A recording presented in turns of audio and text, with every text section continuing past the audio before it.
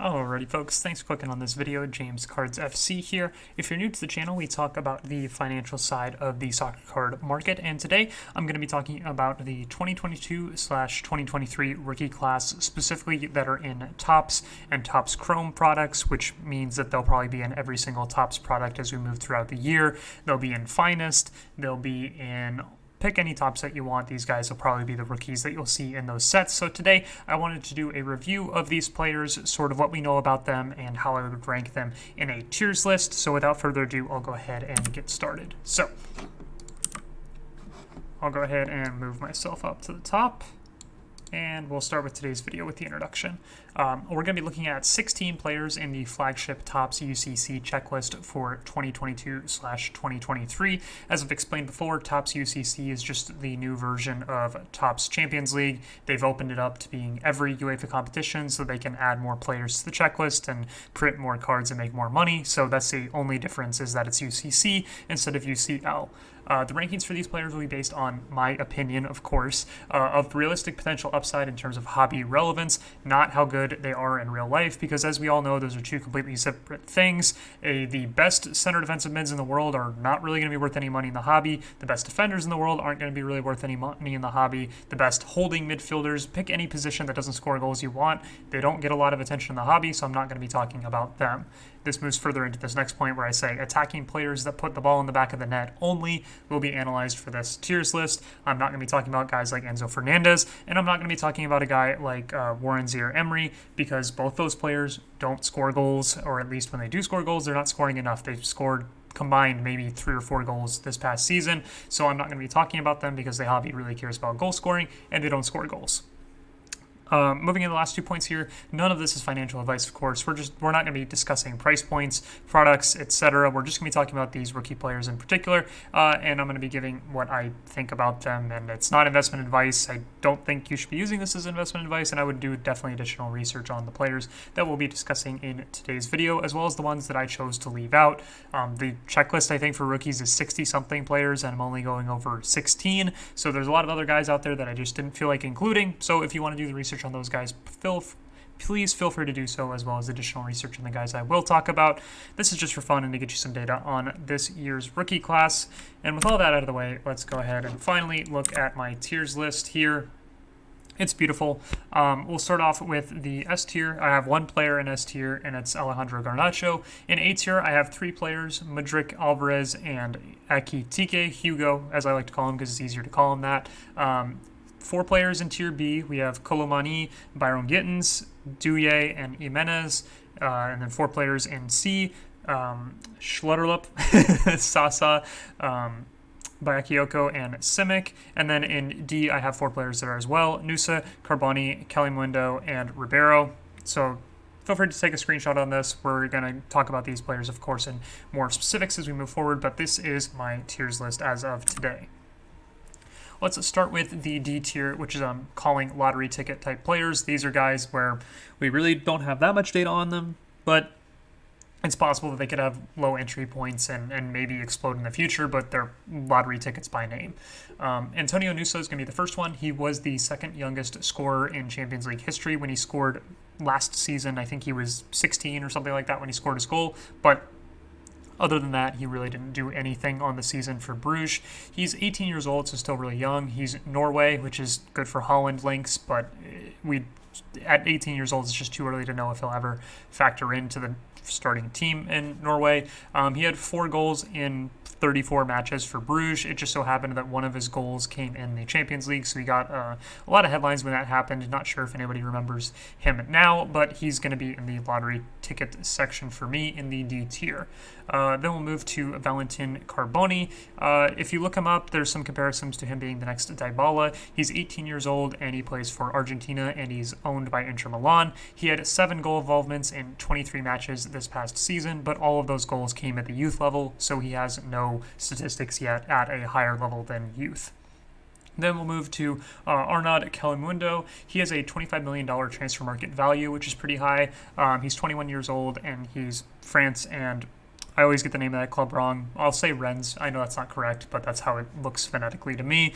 And then he had 12 goals 12 goal involvements rather in 38 matches this season. So he's valued pretty highly by transfer market. So it's possible that he gets a move to a mid-table club in a different league, and that would be good for his market. But I don't see him being some sort of a superstar. Then we have Rodrigo Ribeiro. He's very young. He played in the UCL knockouts at just 16 years old. He is 18 now, and he plays for Portugal and Sporting. He had 14 goal involvements in 34 matches this past season, but given his age, all of those goals or goal involvements came at the youth level or at the third division level in Portugal, so he's still a long way out in terms of factoring in for the first team in Portugal.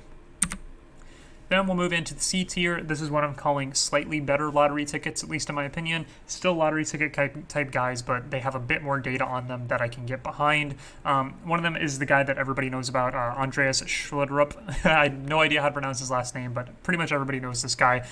He got a $9 million transfer in the winter to Benfica. He's 19 years old, and he plays for Norway as well. And he had 12 goal involvements in 24 matches this past season, but he's only played one match in a top league, so all of those goals came in I think he was playing in Norway, in actually the Norway league before he transferred to Benfica, so none of his goals came with Benfica, and he only played one match in the top flight leagues. So still a long way out for him. Then we'll move to a guy who's even further out in Noah Sasa. He's the complete definition of a lottery ticket. He is 17 years old, plays for Denmark and Copenhagen, and he had 26 goal involvements in 30 matches this past season. But all of that scoring came at the youth level. Some of it came in the youth version of the Champions League. I think he scored a goal against Man City's Champions League youth squad. Double check me on that, but I think he did score against them. He scored against a bunch of teams, but yeah, he scored a lot of goals, but all of it's at youth level, so we have really no idea if he's going to be able to translate to even the Denmark level or even the weak league that he's in. We have youth goal data, and that's about it, but at least the youth goal data is somewhat promising. Then we'll move over to Johan Bakayoko. He's pretty much a Doku 2.0 in my opinion. He's 20 years old. He's a winger for Belgium, and he plays currently with PSV. He had 15 goal involvements in 39 matches this past season. A lot of people are excited about his possible development into a bigger player for PSV and then a bigger player for the Belgian national team. So probably one to keep an eye on, and the fact that he already is able to generate goal involvements in a pretty tough league. Obviously, the Netherlands league is not in the top 5, but when you compare it to some of the guys that are only putting up stats in the youth league, it starts to look a lot more impressive. So Johan Bakayoko is definitely one of the guys in the C tier, the slightly better lottery tickets in my opinion. Then you have Roko Simic. I'm not sure how many people know about this guy, but I'm sure he'll get some next Holland or next Sesko type vibes when people start doing their research or trying to pump on him. He's 19 years old. He plays for Croatia and Salzburg. He's a center forward, and he had 7 goal involvements in 29 matches this past season. He went on loan. I forget which league he went on loan to, but he didn't get a lot of playing time there. So, yeah, he's really looking for playing time, 19 years old. The problem, despite the fact that he's at Salzburg, and Salzburg is a great youth factory, the problem is that there's so many good, even center forwards at Salzburg, that it's possible he doesn't get enough minutes there and has to get loaned out again. But again, Salzburg is always in the Champions League, and they're always coming up with new young forwards, so it's possible that he could eventually get some spotlight, and of course that would do really well for his market, but he's so far off of being a true starter at Salzburg at this point. He's probably 4th or 5th on their center forward depth chart right now, that you can see why he's getting loaned out and not getting those minutes. Then you have the B tier. I would mark these guys as potential stars if everything were to go well for them. You have Kolo Muani. He is worth $65 million according to Transfer Market. I think he actually just got an increase over this past day, closer to like $80 million, but feel free to check me on that. He's one of the most sought-after forwards in the world right now in the transfer market.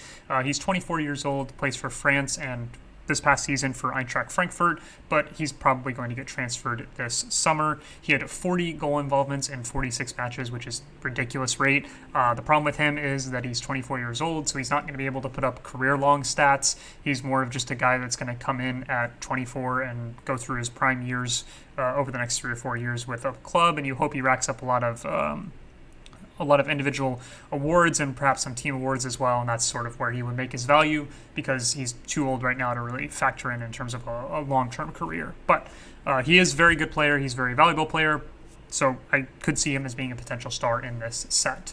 Then we'll move to Jamie Bino Gittins. He is kind of the next Sancho. He's English and he's a winger playing for Dortmund, so easy to make that connection. He's 18 years old. He transferred to Dortmund really young, I think at 16 or 17. He might not have even transferred to Dortmund. I think he might have been in their youth academy. Feel free to double check me on that.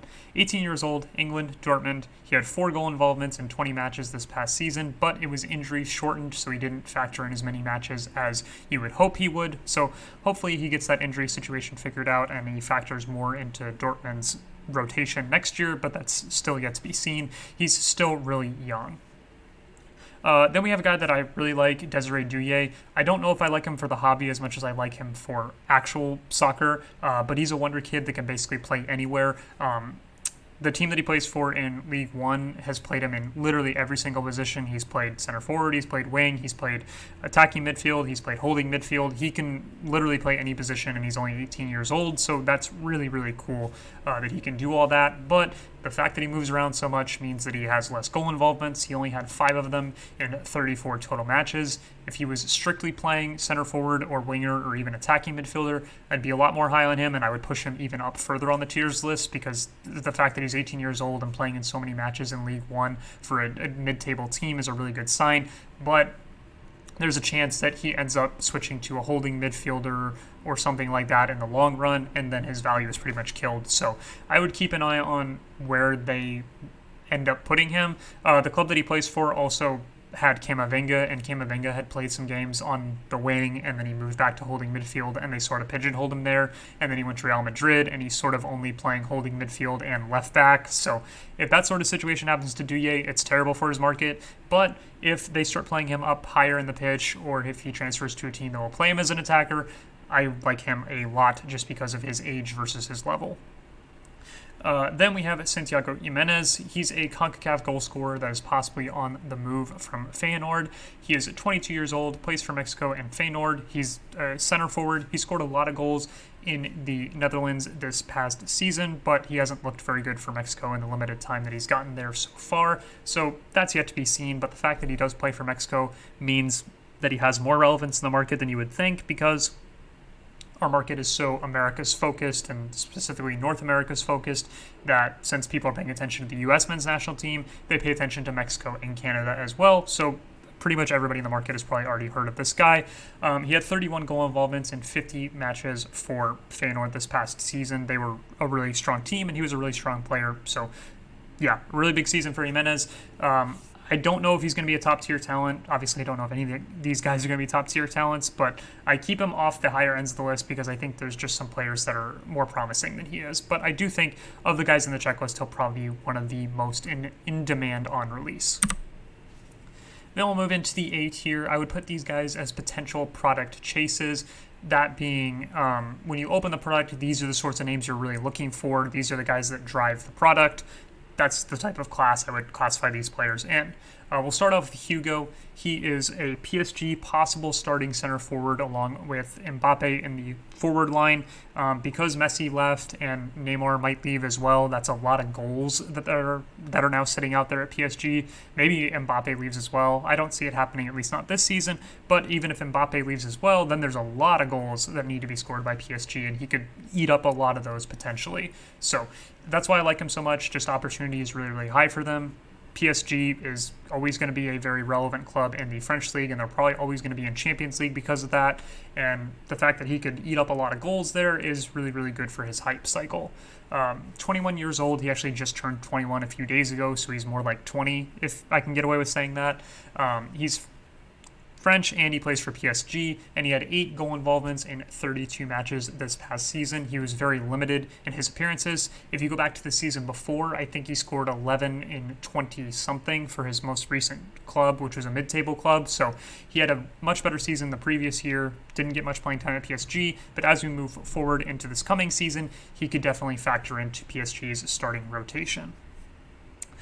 Then I'll talk about Julian Alvarez. He has pretty much completed football at the age of 23. He has won literally all the competitions you need to win. He's won the treble. He's won the World Cup. I think he won Copa Libertadores in South America with his South American club that he was playing for. So he's literally done everything he needs to do, and he's factored heavily in every competition that he was involved in. He's 23 years old and he plays for Argentina and Man City, probably one of the most talked about guys in the checklist. The problem is that he literally appears in every single checklist. He was in 2022 Prism. He was in products even before 2022 Prism. He's now going to be in every top set. He's in every Premier League set. So Julian Alvarez has so many rookies, it's going to be hard for any of them, in my opinion, to really hold value over the others. But we're not talking about prices and price points today. We're just talking about the players.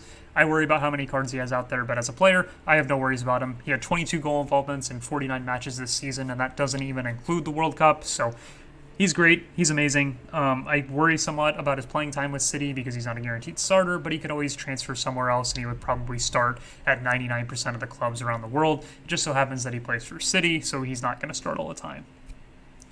Then we'll move forward into Mykhailo Mudryk. I'm incredibly biased in placing him here because I am a Shakhtar supporter, so I've watched his development from the year before this past year, as well as this past year, and into his time with Chelsea. He's always been sort of called the Ukrainian Neymar, even when he was a teenager in the Shakhtar system. He's 22 years old, plays for Ukraine and Chelsea, which the country doesn't really do much for him because nobody's paying attention to Ukrainian football, but Chelsea people do pay attention to. He had 20 goal involvements in 35 matches this past season, but no goals came in the English Premier League. All of his goal scoring came either in the Ukrainian League or in the Champions League. If you watch the Champions League, he was ridiculous for Shakhtar in the Champions League. He was one of the most impressive players in all of the Champions League this past year, in my opinion. He was carrying a squad that is not good at all, and to be able to move past the group stage into the Europa League was ridiculously impressive, basically only because Mudryk was so good. He single-handedly was playing with teams like Real Madrid and single-handedly beat Celtic. So there's a lot of good things about what he did for Shakhtar, but then when he went to Chelsea, all of that disappeared.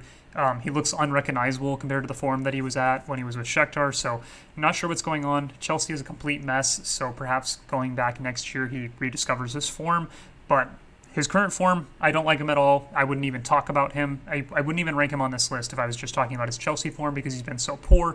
But because I know him from his time at Shakhtar, I'm putting him in the A tier because he was just so ridiculously good there that I have to include him on the list. But if I was being unbiased, I would probably take him off the list completely because what he's done at Chelsea has just been awful. It just depends on how you want to look at him. If you want to look at his season at Chelsea, you probably aren't interested in him at all. If you look at just his season at Shakhtar, he's probably the number 1 or number 2 name on the checklist. But when you take both of them into account, I think A or B tier is probably fair for him. Alrighty, then we'll move into the S tier, which contains the one potential hobby superstar that I think is in this checklist, and that is Alejandro Garnacho. He is in a dream situation if he can produce. The soccer card market is pretty much going to be all his. He's the type of guy that could be among the names like Mbappe, Haaland, Vinny Jr., Bellingham, those sorts of guys. This guy is in that sort of situation. I'm not saying he's that good, but he does have the chance in terms of his talent and his position and the clubs he plays for that he could generate that sort of hype. He's 18 years old, he plays for Argentina and Manchester United. Literally, it doesn't get any better than that. He plays for one of the most popular Premier League clubs that is also on the rise with a coach that everyone seems to like and a club culture that people are really taking a liking to recently. And he's in a potential starring role for Argentina in the post-Messi era, so literally, this is the perfect scenario. He had 12 goal involvements in 37 matches this past season, which compared to some of the guys we talked about previously is not a super high rate, but all of those goal involvements came at the top level. He wasn't doing this against youth clubs. He was doing it against some of the better clubs in the Premier League and then some clubs in the Europa League as well. So he has pretty much everything you want in terms of the recipe for hobby superstar success. He just needs to perform. It's not a given that he's going to perform, but if he does perform, he has so many good things backing him that he could really explode as being a potential hobby superstar, at least in my opinion. The problem is, like with Julian Alvarez, he's going to be in every single set, not just for Tops, but for Panini as well, because he's in the Premier League sets, Premier League Prism, Revolution, Select, go down the line. He's literally going to be in every single set this year, so it can be hard to find which of these rookie cards for him are really going to stand out because he's going to have so many. And with that, we'll move into the conclusion. And I'll say that while this class does look exciting, every class does on release. Don't get carried away dreaming on the players. The odds are that all but maybe 1 or 2 of the players on the checklist will be relevant within a few seasons. The best products for this season are still yet to be released. We don't have Sapphire. We don't have Dynasty that's even announced if we're going to get Dynasty this season. So there's more products that are going to come out after Chrome that are going to command even higher prices than Chrome. So just remember that when you're sort of FOMOing into needing to buy a Chrome card, there are more sets coming out after that that are probably going to be even more valuable than the cards that are out today. But with that in mind, keep an eye on the prices and release calendars, buy what you like, collect what you like, and enjoy the hobby. So, all that's out of the way. Thank you guys so much for watching. If you agree, disagree with any of my takes on the guys in the tiers list, feel free to leave the comments down below. If there's somebody that I left off the tiers list that you think is a glaring omission in terms of a guy that can put the ball in the back of the net, feel free to leave that down below as well. And I will see you guys in the next video.